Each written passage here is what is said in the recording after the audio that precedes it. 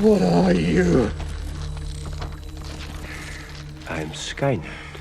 Hey there guys, this is Richard, your host, with another marvelous video. When we speak of the Terminator franchise, the first thing that comes to mind is the presence of their titular killer robots. However, the reason behind their existence in the first place can be attributed to the AI tool named Skynet that became self-aware and turned against the humans. What is ironic is that Skynet was created by humans for an entirely different purpose before the tables turned and the whole Terminator saga began. In a world obsessed with AI and ever-increasing AI usage, we thought it might be a good time to take you through the entire story of Skynet and the horror it unleashes across the Terminator franchise.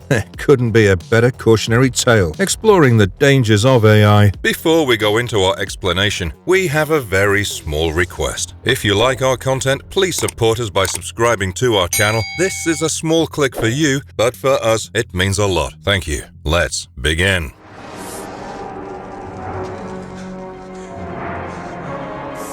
The Terminator, 1984, the first signs of Skynet's lethal intentions. This movie was a genre-defining effort by James Cameron, and the insane popularity meant that the Terminator franchise was here to stay. It also marked the first story that highlighted how dangerous Skynet could be for humanity. The narrative starts off with a cyborg assassin known as the Terminator that's sent back in time from 2029 to 1984 Los Angeles. It's tasked with the assassination of a woman named Sarah Connor, and the reasons are revealed very soon. As it turned out, in the future, Cyberdyne Systems, a popular corporation, created an artificial intelligence-backed defense network called Skynet. It went on to become self-aware, and when it felt threatened by the humans, it triggered a worldwide nuclear war that nearly exterminated the human race. However, a man named John Connor successfully rallied the survivors and led a resistance movement against Skynet and its extensive army of lethal killing machines. When this resistance was on the verge of victory, Skynet sent the Terminator back in time to kill John's mother, Sarah Connor, which would prevent him from being born in the first place. Luckily for Sarah, a capable human soldier named Kyle Reese was also sent back in time by the Resistance to protect her and stop the Terminator. The Terminator developed and sent by Skynet was an efficient killing machine, which was made of a durable metal endoskeleton and covered by living human tissue to help it disguise itself as a human. Besides its insane powers, it also had voice mimicking abilities and access to supreme technology from the future, which made it near invulnerable. It started the mission by eliminating every individual named Sarah Connor after finding their address in the telephone directory, and by the time it got to the actual target, Reese was there to help her escape. The potency of Skynet's Terminator can be observed in several instances in the movie. The Terminator took down an entire police station to get to Sarah and Reese after the duo was apprehended by the cops following an encounter with the Terminator. The two of them managed to escape, and they planned to use pipe bombs against the killer robot. Meanwhile, Reese also confessed his feelings for Sarah, and they had a physical relationship during which John was conceived. When the Terminator finally caught up with them, the pipe bombs only managed to damage it partially, but Reese sacrificed his life and managed to jab one of the pipe bombs into its midsection, which blew it apart. The Terminator's upper body was still functional, and Sarah tricked it into a hydraulic press, where it was crushed and destroyed. The movie ends with Sarah being pregnant with John Connor, and the fans are kept guessing about what would be the next potential move from Skynet. Clearly, the super intelligent AI network was not going to give up over one failed attempt.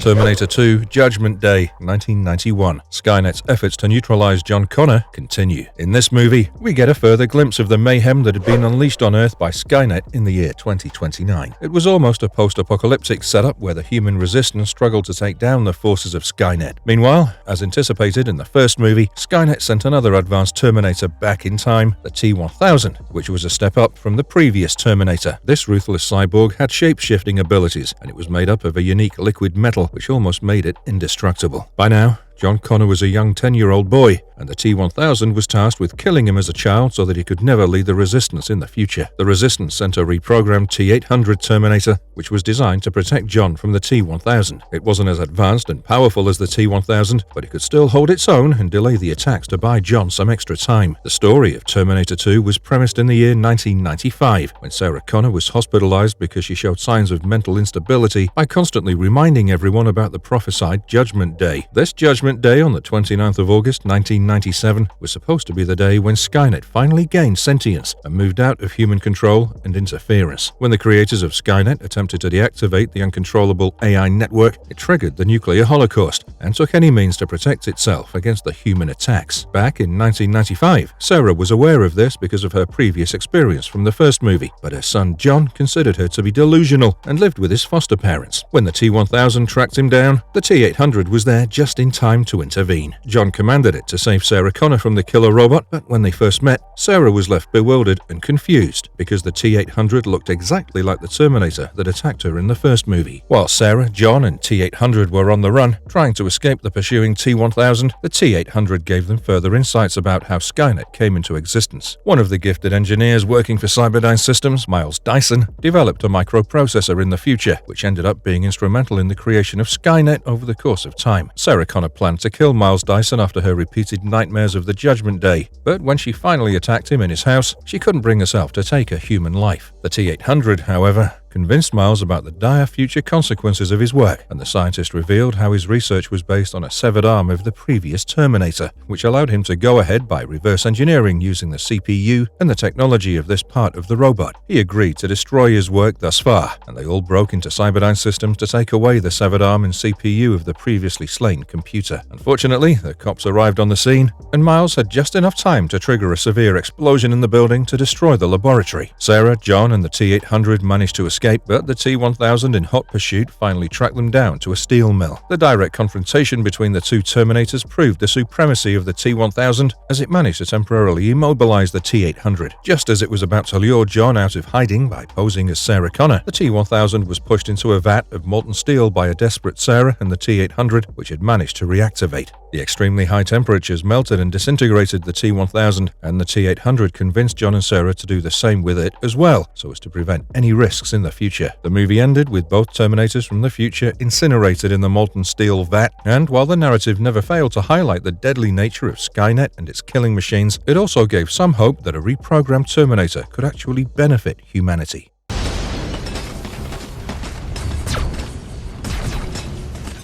Terminator 3 – Rise of the Machines, 2003. Skynet succeeds and the inevitable happens. Through the events of the second Terminator movie, Judgment Day had been prevented, and Rise of the Machines started off in the aftermath of the destruction of Cyberdyne Systems, responsible for creating Skynet. It had been 10 years since then, and John Connor had lost his mother Sarah in the meantime. However, his nomadic life was troubled by thoughts of the possibility that the malevolent Skynet could still be active and looking for a way to have him killed. Had Judgment Day really been prevented? His concerns were indeed valid because soon it became clear that Skynet was still functional in the future. After learning from its previous mistakes, Skynet adopted a different strategy this time around. They sent another advanced Terminator called the TX to John's timeline so that all of his future allies in the war against Skynet could be taken down. John Connor and a woman named Kate Brewster who worked at an animal hospital were going to become key personnel in the resistance, and the TX was assigned to kill them all. This advanced prototype was made up of virtually impervious shape-shifting liquid metal, which covered its metallic endoskeleton. In order to combat the threat of the TX, the Resistance sent a reprogrammed T-850 Terminator model to protect John and Kate. Eventually, the TX tracked down Kate and John. The T-850 helped them in escaping. They headed to the mausoleum where Sarah Connor was interred, and they found a secret cache of special weapons hidden away in case the Judgment Day was not avoided and the robotic killing machines returned for John. The T-850 revealed that Judgment Day had not really been averted, but only been delayed to this very day. Although the Terminator wanted to take John and Kate away to Mexico for their safety, the duo convinced it to take them to Kate's father, who was the U.S. Air Force Lieutenant General Robert Brewster. He was supervising the development of the Skynet network, but he was completely unaware that Skynet was becoming sentient. He was coaxed to activate Skynet, and John and Kate were a little too late to arrive and prevent him from doing so. There was another crucial revelation, which suggested that in the future, John Connor would be killed by the Terminator, and it would be Kate to reprogram it and send it back in time. Meanwhile, the TX attacked and fatally injured the general, but not before he managed to give out the secret location of Skynet's system core to John and Kate. They decided to fly to the facility in the Nevada region, but when the TX fought the T-850 Terminator the next time, the latter was badly damaged and reprogrammed by the TX to kill John. An activated particle accelerator nearly took out the TX while it was chasing John and Kate through the facility, but it recovered and continued its pursuit. Luckily for John, the T-850's system rebooted just in time, and when John and Kate were attacked by the TX after reaching Skynet's core facility, the T-850 fought valiantly and and bought them enough time to slip into a sealed bunker. It then used its last hydrogen fuel cell to destroy the TX along with itself. On the other hand, John and Kate found out that the bunker was not really Skynet's core, but simply a nuclear fallout shelter which could also be used as a command facility by the government. By now, the Skynet had blended as a part of cyberspace. It was already sentient, and the Judgment Day proceedings began just as it was supposed to. Skynet fired nuclear missiles across the world, and the following nuclear holocaust killed billions of people. John and Kate resigned to their fate, and John assumed command by responding to the radio transmissions from the bunker. The fate of humanity was sealed, and now a long-drawn and intense fighting between the malicious AI network and humans was inevitable.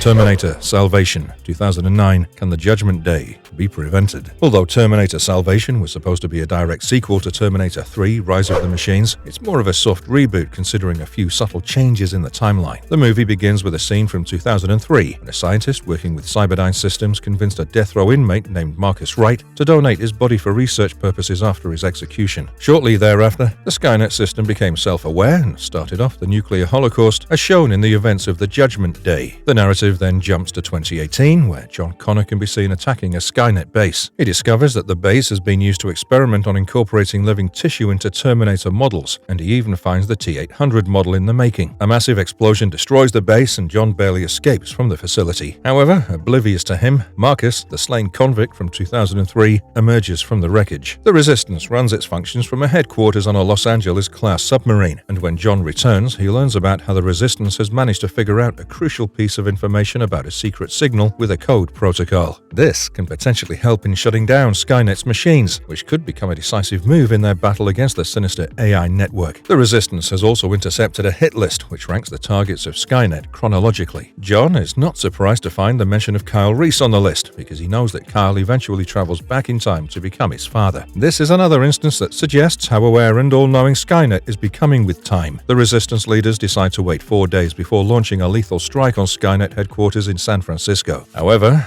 Kyle Reese and a young child named Star get kidnapped by Skynet's deadly machines during an encounter. A couple of airplanes belonging to the Resistance are also shot down by Skynet, and Marcus tracks down one of the pilots who managed to eject safely. They both head to John's base, where it's discovered that Marcus is actually a cyborg with a specialized cybernetic endoskeleton and a cerebral cortex that's partly artificial. John and his wife Kate find it difficult to trust Marcus, even though he claims to have a largely human part in him. But the pilot who brought him to the base helps him in escaping the execution orders. Meanwhile, when John is attacked by Skynet's Hydra bots, Marcus steps in to save his life, thus earning a bit of his trust. He offers Marcus a deal, where in exchange for his life, he'd help in infiltrating Skynet's headquarters so that John can rescue Kyle and the other prisoners being held there. He executes the planning to perfection and successfully disables the defense of the base, only to learn that the whole thing was pre-planned by Skynet as a way of luring John inside. The malicious AI system even destroys the Resistance headquarters submarine, and it's on course to carry out John's murder just as planned. Marcus plays a heroic role in protecting John and Kyle from an attacking T-800 Terminator, and he buys John enough time to put together nuclear fuel cells to trigger a massive explosion of the Skynet base. Of course, Marcus is not nearly as powerful as the T-800, and when he's deactivated, John tries to help him. He gets stabbed in the chest by the T-800, but an activated Marcus tears its head off. The explosions on the Skynet base destroy it completely, and Marcus and John are flown out just in time. It's later shown that John's injury has damaged his heart, and the only way for him to survive is an immediate transplant. Marcus willingly offers his heart for the procedure and sacrifices himself for the greater good of humanity.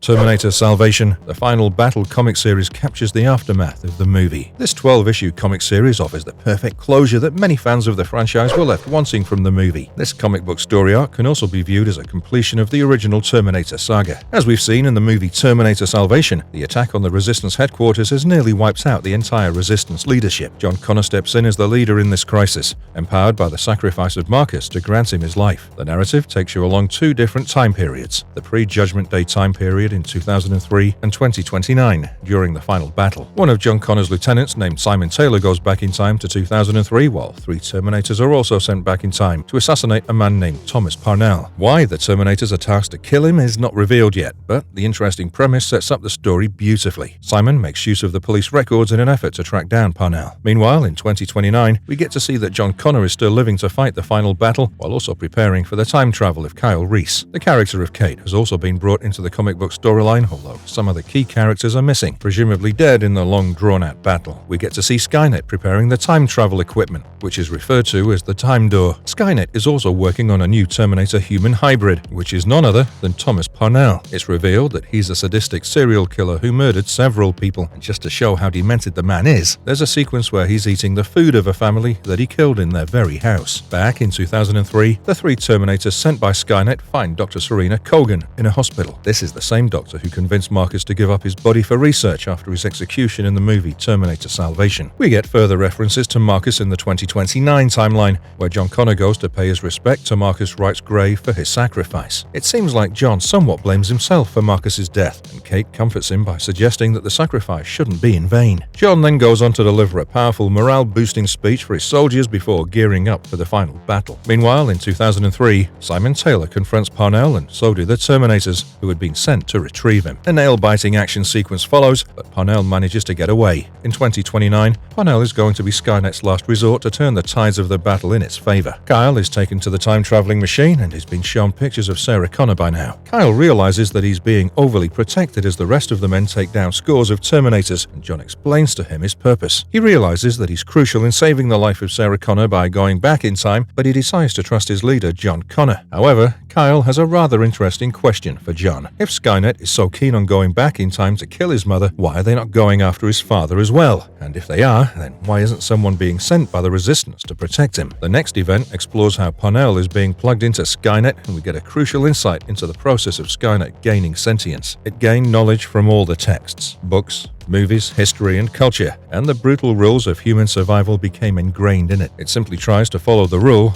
kill that which tries to kill you. It studied brutal dictators like Hitler and Stalin and adapted itself to its enemies' tactics. It even planned the nuclear holocaust accordingly and cleverly fired missiles at Russia, knowing that Russia would strike back, leading to a large-scale worldwide destruction. This glimpse into Skynet's psyche is very interesting because the movies never care to dive so deep to examine what provoked Skynet into becoming the way it was. Skynet is also aware that humans are a resilient species and they wouldn't give up so easily. And this is where Parnell now features in Skynet's scheme of things. His affinity toward genocide and lack of empathy made him the perfect fit, and he's allowed to take control of the machines for the final battle against the Resistance in 2029. Soon, the course of the battle changes in favor of Skynet. John Connor and his men notice that the attacking machines seem to have a newfound aggression, and they're acting differently than before. Parnell's thriving in the new freedom to kill without consequences, and the Terminator life seems to be tailor-made for him. He asks for more freedom from Skynet to command and utilize the machines at his disposal. Meanwhile, using Skynet's time displacement machine, Dr. Serena Kogan sends the T-800 Terminator that we've seen in the first movie back in time to kill Sarah Connor. Dr. Kogan also sends the 3 Terminators to 2003, which explains how they got there in the first place. Although the Resistance forces are struggling with the aggressive and sadistic attack methods adapted by the Terminators, John Connor manages to break into the Skynet base, and as John sends Kyle through the time displacement machine, Kyle asks him if he dies in that timeline. John doesn't lie to him,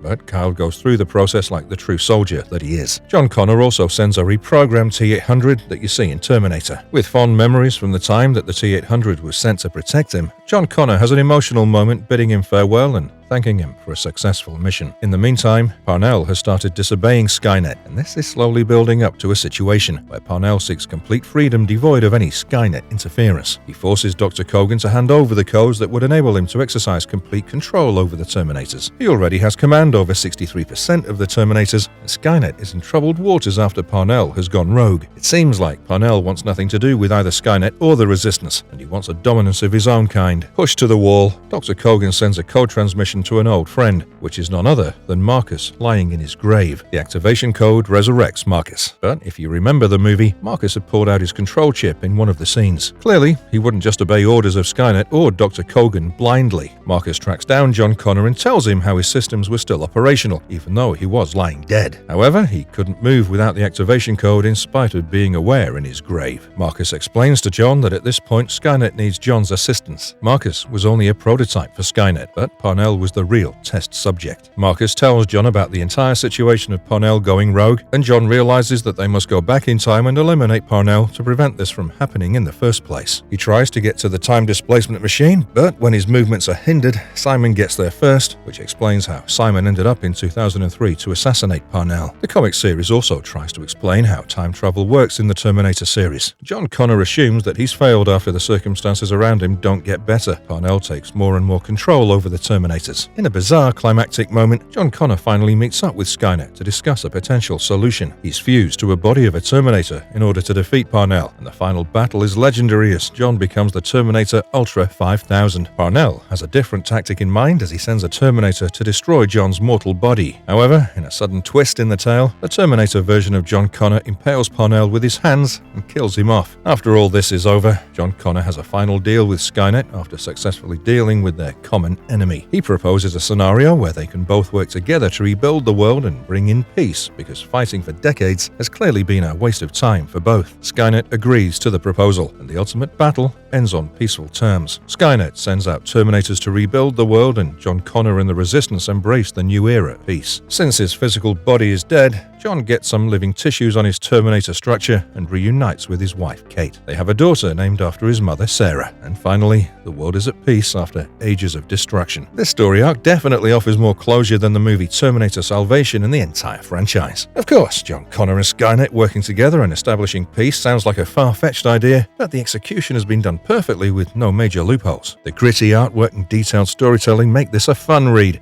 and it would have been interesting to watch how a movie adaptation of this idea would have worked out.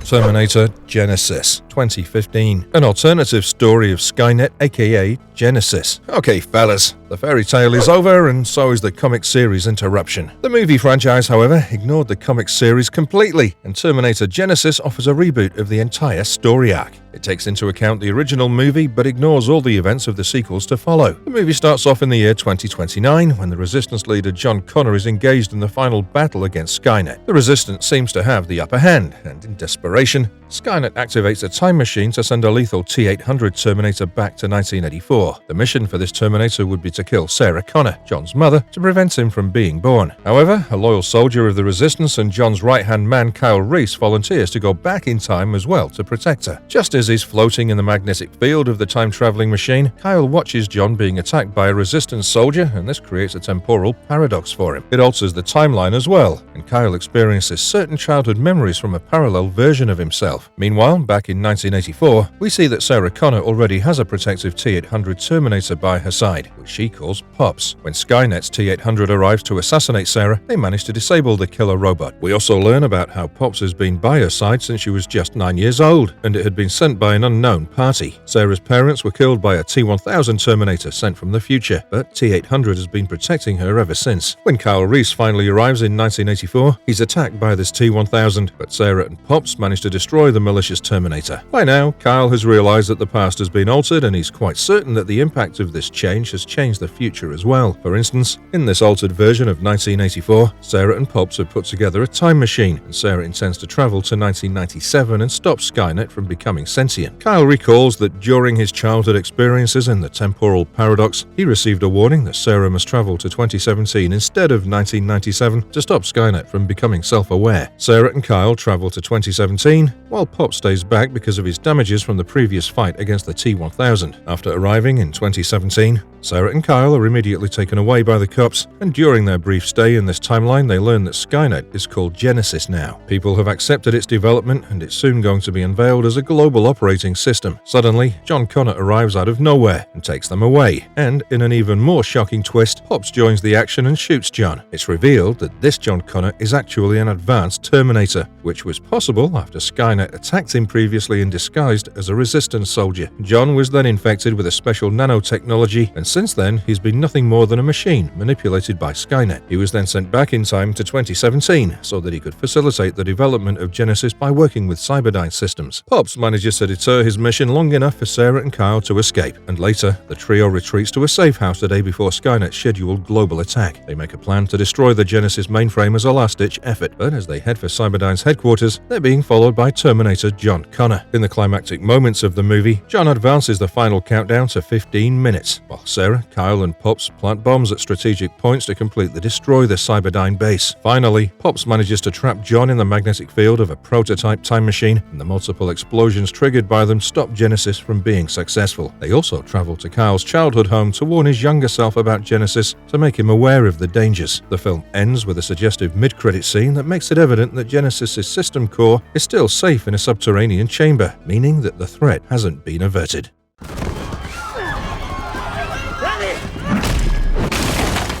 Terminator Dark Fate 2019. This movie serves as a sequel to Judgment Day and ignores the events of the subsequent films in the franchise. The story begins 3 years after Cyberdyne Systems has been destroyed, and Sarah and John are seeking out a peaceful life. But there are many other Terminators sent back in time by Skynet, and one of them, a T-800 Terminator, ends up killing John Connor. Meanwhile, an advanced Rev-9 Terminator is sent back in time from the year 2020 to kill Danny Ramos, and another cybernetically enhanced soldier, Grace, is sent back from 2024 to protect her. Danny and her brother work in an automobile assembly plant, and the Rev-9 disguises itself as Danny's father to reach them. Grace steps in just in time and escapes with Danny and her brother. In the pursuit that follows, Diego is killed by the Rev-9, and just as Danny and Grace are cornered, Sarah Connor arrives and saves her. Later, Sarah reveals that she got several encrypted messages after John's death, which contained information about the locations where the Terminator sent by Skynet would arrive. She's been destroying them before they could threaten the world, and Grace points out that John and Skynet do not exist in her original timeline, the year 2024. Clearly, Sarah Connor succeeded in destroying Skynet altogether. However, a new AI threat has emerged called Legion, and it's replaced Skynet in the future. Just like Skynet, Legion triggered a nuclear holocaust when it felt threatened, and its killer machines trace down any human survivors. Danny is crucial for the human resistance in the future, and she must be protected at all costs in this timeline. Sarah, Danny, and Grace eventually find the T-800 model that had previously killed John. Since then, it's been purposeless and developed a conscience, and now the T-800 model called Carl wants a chance to make amends for his previous actions. It plans with them to take down the Rev-9, which is still after their lives. And finally, the lethal Terminator is pushed into a spinning turbine by Carl and Grace. Even though the Rev-9 is seriously damaged, it still manages to fatally injure Sarah, and Grace, who is severely injured, advises Danny to use her power source to destroy the Rev-9 completely. With a little help from Carl, Danny stabs the Rev-9 with Grace's power source, and Carl takes it down into a huge explosion that destroys them both. The movie ends with a scene where Sarah and Danny are overlooking a young Grace playing with her family, and Danny is determined to ensure that her death is averted along with Legion's rise. The war might have been won, but the main battle still remains to be conquered.